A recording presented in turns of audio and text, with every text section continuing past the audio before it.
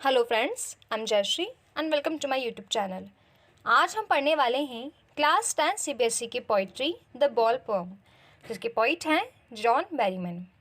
John Berryman इस poetry में हमें एक बॉय की स्टोरी बता रहे हैं जो कि काफ़ी छोटा है और एक बॉल से खेल रहा है। वो बॉल अचानक से बाउंस करते करते एक हार्बर के पास वाटर में गिर जाती है। उस बॉल की कीमत ना तो बहुत ज़्यादा है और ना ही उसके लिए कोई दूसरी बॉल खरीदना मुश्किल है। ठीक है, तो वो इतना परेशान क्यों है, इतना डिप्रेस्ड क्यों है? ठीक है, सो यही हम जानने के लिए पढ़ेंगे इस पोइट्री को। एक बात और क्लियर कर लेते हैं कि जो हमारा टाइटल है द बॉल पोएम, यहाँ पे बॉल का मतलब सिर्फ नॉन लिविंग स्टफ या नॉन लिविंग थिंग से ही नहीं है, बल्कि एक बहुत ही ब्यूटीफुल मैसेज है कि हमारी लाइफ में बहुत ही कुछ इम्पॉर्टेंट चीज़ें होती हैं, कुछ इम्पॉर्टेंट पर्सन्स होते हैं। Okay, it can be our parents, our relatives, our loved one, any one, okay, anything. So उसके लिए हम काफ़ी ज़्यादा कंसर्न होते हैं। बट जब वो चीज़ खो जाती है, जब वो इंसान चला जाता है हमारी लाइफ से, तो हम कैसा फील करते हैं और हमें आगे क्या करना चाहिए।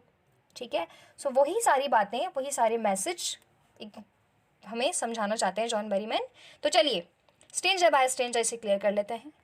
सबसे पहले मूव करते हैं फर्स्ट स्ट्रेंजर की तरफ।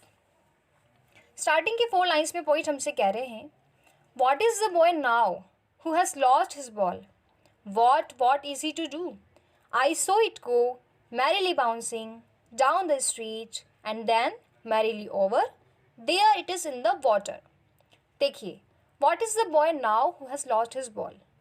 पॉइंट हमसे कह रहे हैं उस बॉय की क्या कंडीशन है, क्या हालत है जिसने कि अपनी बॉल खो दी है। What is it to do, उसे अब क्या करना है, क्या करेगा अब वो। आई सो इट गो, इट का मतलब यहाँ पे ये जो इट है वो किसके लिए आया है, बॉल के लिए। सो वो कह रहे हैं आई सो इट गो, मैंने इसे जाते हुए देखा। मैरीली बाउंसिंग, बाउंसिंग का मतलब होता है उछलना, स्प्रिंग करना, और मैरीली का मतलब होता है खुशी से। अब बॉल वैसे तो कोई इंसान नहीं है, कोई ह्यूमन बीइंग नहीं है जो जिसे खुशी होगी या दुख होगा, बट मैरीली यहाँ पे एक तरीके से मेटाफर है, क्योंकि जैसे हमारा बॉय उस बॉल के साथ काफ़ी खुशी से खेल रहा है। सो वो जो बॉल है बेसिकली शायद वो भी उसके साथ बहुत खुश है, क्योंकि बॉय की उस बॉल के साथ काफ़ी सारी मेमोरीज कनेक्टेड हैं। सो इसलिए उस पॉइंट ने बोला यहाँ पे मैरीली बाउंसिंग। तो वो खुशी से उछलते हुए डाउन द स्ट्रीट, गली में लुढ़कते हुए जाती है। एंड देन मैरीली ओवर, और फिर खुशी से ओवर ऊपर उछलते हुए there it is in the water, पानी में जाके गिर गई। और वो कहता है there it is in the water, और देखो अब वो पानी में है। तो 4 लाइन्स में उन्होंने यही कहा है कि देखो अब उस बॉय की क्या कंडीशन है जिसने कि अपनी बॉल खो दी है, अब वो क्या करेगा। पॉइंट कहते हैं कि मैंने खुद ने भी उस बॉल को देखा था, वो उछलते हुए आगे बढ़ी, स्ट्रीट में डाउन नीचे की तरफ गई और फिर उससे उछलते हुए पानी में जाके गिर गई। तो इन लाइन से हमें ये समझ में आता है कि पॉइंट जो है उस बॉय से कुछ ही डिस्टेंस पे खड़े हुए हैं, इसी वजह से वो सब कुछ देख रहे हैं। ठीक है, आगे मूव करते हैं नेक्स्ट 4 लाइन्स पे। नेक्स्ट 4 लाइन्स में पोइट कह रहे हैं, no use to say O there are other balls, an ultimate shaking grief fixes the boy as he stands rigid trembling staring down all his young days into the harbour where his ball went. No use to say O there are other balls, ये कहने का कोई मतलब नहीं है कि O there are other balls, अरे दूसरी बॉल्स भी तो हैं। ये कहने का कोई मतलब नहीं है कि अरे देखो दूसरी बॉल्स भी तो हैं। मतलब पॉइंट समझाना चाह रहे हैं कि दूसरी बॉल्स हैं, लेकिन ये कहने का कोई मतलब नहीं है, क्योंकि उस बॉय की जो मेमोरीज थी वो तो उस पर्टिकुलर बॉल के साथ कनेक्टेड है, ठीक है, ना कि सारी बॉल्स के साथ में।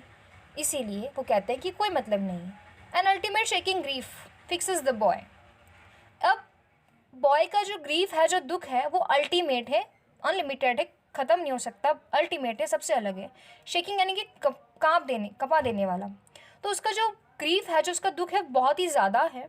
फिक्सेस द बॉय, वो उस बॉय को फिक्स कर देता है, उसकी जो निगाहें हैं, जो उसकी नज़रें हैं, वो कंटिन्यूसली एक की जगह पे फिक्स हो जाती हैं। एज ही स्टैंड्स रिजिट, क्योंकि वो रिजिट खड़ा रहता है। रिजिट का मतलब होता है मोशनलेस, स्टिफ। सो क्योंकि वो मोशनलेस खड़ा है, कोई एक्टिविटी नहीं कर रहा, परेशान है। ट्रैम्बलिंग यानी कि वो काँप रहा है। शेकिंग, ठीक है, ट्रैम्बलिंग का मतलब था शेकिंग। स्टेरिंग डाउन, स्टेरिंग का मतलब होता है बेसिकली घूरना, यानी कि कंटिन्यूसली एक जगह पे देखना। तो वो कहाँ देख रहा है? वो देख रहा है उस बॉल की तरफ। All his young days into the harbour where his ball went. आगे वो कहते हैं कि वो मोशनलेस होकर के ट्रैम्बल करते हुए घूर रहा है, अपने बचपन के दिनों को याद करते हुए। यंग डेज का मतलब है चाइल्डहुड डेज। तो अपने बचपन के दिनों को याद करते हुए वो उस हार्बर में देख रहा है जहाँ पे उसकी बॉल चली गई है। यानी कि वो अभी भी अपसेट है, अभी भी उसने मूव ऑन नहीं किया और वो कंटिन्यूसली बॉल की तरफ ही देख रहा है। आगे पोइट कहते हैं, I would not intrude on him, a dime another ball is worthless. Point आगे कहते हैं कि मैं उसे बिल्कुल भी इंट्रूड नहीं करूँगा, यानी कि मैं उसे बिल्कुल इंटरप्ट नहीं करूँगा बीच में उसके जाकर के, ना तो उसे सिंपैथी दूंगा ना कुछ समझाऊंगा, ठीक है। A dime another ball is worthless. आगे वो कहते हैं a dime, dime basically US की करेंसी है जिसका मतलब होता है 10 सेंट्स। कैसे हम कह सकते हैं कि बहुत ही कम कीमत जिसकी है। सो अ डाइम अनदर बॉल, एक डाइम की जो दूसरी बॉल है इज़ वर्थलेस, उसका कोई मतलब नहीं है, उसका कोई वजूद नहीं है। क्यों? क्योंकि एक टाइम में दूसरी बॉल तो आ जाएगी, लेकिन उस बॉय की जो मेमोरीज़ हैं वो सारी बॉल्स के साथ तो कनेक्टेड नहीं है, एक के साथ है, तो उसका कोई मतलब नहीं है। और इसलिए मैं उसे बीच में इंटरप्ट भी नहीं करूँगा, ना तो उसे कोई सिंपैथी दूंगा, समझाऊंगा, और ना ही उसे ये कहूँगा कि तुम दूसरी बॉल ले लेना। Now he senses first responsibility in a world of positions. अब वो कहते हैं कि वो अपनी पहली रिस्पॉन्सिबिलिटी को समझता है इस पोजीशंस वाले वर्ल्ड में। पोजीशंस का मतलब होता है बिलोंगिंग्स। जैसे हम जानते हैं कि हम ह्यूमन बींग्स की लाइफ में हमारा जो है किसी न किसी पर्टिकुलर चीज़ पे राइट होता है। कुछ हमारे पोजीशंस होते हैं, कुछ हमारी बिलोंगिंग्स होती हैं जो हमारी ही होती हैं। तो ये जो वर्ल्ड ऑफ पोजीशंस है इसमें वो बॉय अपनी पहली रिस्पॉन्सिबिलिटी सीखता है आज, जब वो अपनी बॉल खो चुका है। ओके, इसीलिए वो कह रहे हैं कि मैं उससे कोई दूसरी बॉल लेने के लिए भी नहीं कहूँगा, ना उससे कहूँगा कि तुम क्यों परेशान हो रहे हो, क्योंकि अगर मैंने उसे दूसरी बॉल दिला दी या उसे कुछ समझा दिया तो शायद वो अपनी पहली जिम्मेदारी को नहीं समझेगा, ठीक है। क्योंकि अगर वो रिस्पॉन्सिबल होता तो वो ऐसी जगह पे ना खेल रहा होता जहाँ पे उसकी बॉल सेफ नहीं है। People will take balls, balls will be lost always little boy. आगे पोइट कहते हैं कि लोग तो बॉल्स खरीदते रहेंगे, people will take balls and balls will be lost always little boy, और बॉल्स जो है वो हमेशा खोती रहेंगी। यानी कि कोई भी चीज़ जो है वो आपकी लाइफ में हमेशा के लिए तो नहीं बनी रह सकती, आप उसको लोगे, वो कुछ समय के लिए आपके पास है और फिर कुछ टाइम के बाद चली भी जाएगी, ठीक है। And no one buys a ball back, money is external. और कोई भी जो है बॉल को वापस नहीं खरीदता है। यहाँ पे कौन सी बॉल की बात हो रही है? जो बॉल खो चुकी है, जैसे आप खो चुके हैं, उसे वापस नहीं खरीदता है, मतलब वो बॉल वापस से आपकी लाइफ में नहीं आ सकती। मनी इज़ एक्सटर्नल, यहाँ पे वो कहते हैं मनी इज़ एक्सटर्नल, यानी कि मनी एक एक्सटर्नल चीज़ है, आप मनी से सब कुछ नहीं खरीद सकते। अब देखिए, वो ये कहना चाहते हैं कि मनी एक्सटर्नल है, यानी कि आप मनी से उस दूसरी बॉल को तो खरीद सकते हो, लेकिन जो मेमोरीज कनेक्टेड हैं बॉय की उस बॉल के साथ में वो वापस नहीं आ सकती हैं, ठीक है। अब देखिए, यहाँ पे बॉल का जो है हमारे एक मैसेज है पॉइंट्स का हमारे लिए। बॉल के थ्रू हमको ये समझाना चाहते हैं कि जैसे कि बॉल्स हमेशा आती रहेंगी, जाती रहेंगी, खोती रहेंगी, हमेशा नहीं बनी रहेंगी, वैसे ही हमारे कुछ रिलेशंस, हमारे पेरेंट्स या जो भी हैं, जो जिनके हमारी लाइफ में बहुत ज़्यादा इंपॉर्टेंस है, हम उन्हें नहीं खोना चाहते, लेकिन क्योंकि मैन इज़ मॉर्टल, उसे एक न एक दिन मरना है, लाइफ है और डेथ भी आनी ही है। सो अगर कोई इंसान हमारी ज़िंदगी से चला जाता है जिसे हम लॉस्ट नहीं करना चाहते पर वो चला गया है, सो पॉइंट हमें समझा रहे हैं कि लोग भी जो है उस बॉल की तरह आते रहेंगे, जाते रहेंगे, लेकिन हमें जो है इस बॉय की तरह स्टिफ होकर के, ट्रैम्बल होकर के एक जगह पे नहीं रुकना है, बल्कि आगे लाइफ में मूव ऑन करना है। और वो ये भी कह रहे हैं कि जैसे मनी एक्सटर्नल है, मनी सब कुछ नहीं खरीदा जा सकता, तो वो इंसान भी वापस आपकी लाइफ में नहीं आ सकता है, लेकिन आगे आपको मूव ऑन करना ही पड़ेगा। ज़्यादा इमोशनल होने से कोई फ़ायदा नहीं होगा। He is learning well behind his desperate eyes the epistemology of loss, how to stand up, knowing what every man must one day know and most know many days how to stand up. आगे वो कह रहे हैं कि he is learning, वो बच्चा सीख रहा है, वो बॉय सीख रहा है, well behind his desperate eyes. Desperate का मतलब होता है होपलेस, तो अपनी होपलेस आइज़ के साथ में वो बहुत ही अच्छी तरीके से आज सीख रहा है द एपिस्टिमोलॉजी ऑफ लॉस, एपिस्टिमोलॉजी का मतलब होता है फीलिंग, इमोशन, ठीक है। तो एपिस्टिमोलॉजी ऑफ लॉस हो गया, किसी चीज़ को खोने के बाद आप कैसा फील करते हैं, क्या आपके इमोशंस होते हैं, क्या आपको रिस्पॉन्सिबिलिटी आगे लेनी चाहिए, वो सारी बातें आज वो सीख रहा है।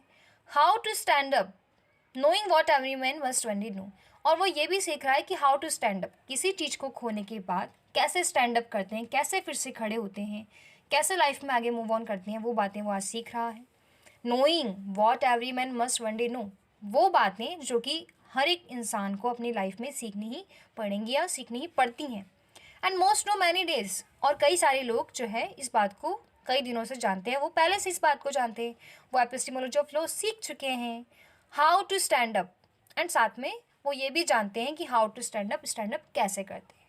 सो बेसिकली पोइट हमें ये बताना चाहते हैं इस पोइट्री के थ्रू कि किसी भी चीज़ को खोज देने के बाद या किसी इंसान को खो देने के बाद आपके आगे जो नेक्स्ट स्टेप है वो क्या होना चाहिए। आपको हमेशा आगे मूव ऑन करना चाहिए, ना कि डिसअपॉइंटेड होकर के, डिप्रेस होकर के एक जगह बैठ जाना चाहिए, ठीक है। क्योंकि लाइफ में हमेशा आगे बढ़ना ही लाइफ है, ना कि एक जगह रुक करके बैठ जाना, ठीक है। तो यही एक बहुत ही ब्यूटीफुल मैसेज था हमारे पोइट का हमारे लिए। आई होप आपको क्लियर हो गया होगा, और अगर आपको हमारी एक्सप्लेनेशन समझ में आया हो, अच्छा लगा हो, तो प्लीज़ इसे लाइक करें, शेयर करें, और अगर आप हमारे चैनल पे न्यू हैं तो प्लीज़ इसे सब्सक्राइब करें, and don't forget to press the bell icon for getting new updates. Thank you so much.